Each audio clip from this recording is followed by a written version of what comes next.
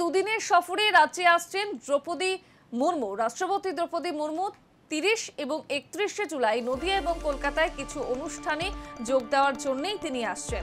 রাষ্ট্রপতির সফরের কারণে কলকাতার বেশ কিছু রাস্তায় যান চলাচল নিয়ন্ত্রণ করা হবে, সে ব্যাপারে একটি নির্দেশিকা জারি করলো কলকাতা ট্রাফিক পুলিশ।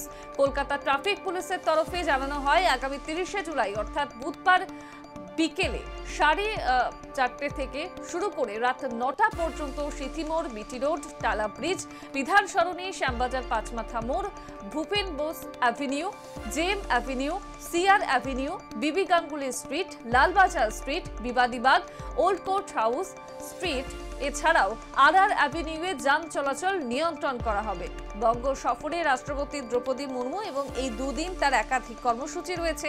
30 এবং 31 জুলাই নদিয়া এবং কলকাতায় কিছু অনুষ্ঠানে যোগ দেবেন রাষ্ট্রপতি দ্রৌপদী মুর্মু। এছাড়াও দক্ষিণেশ্বরে মা ভবতারিণীর কাছে পুজো দেওয়ারও কথা রয়েছে তার।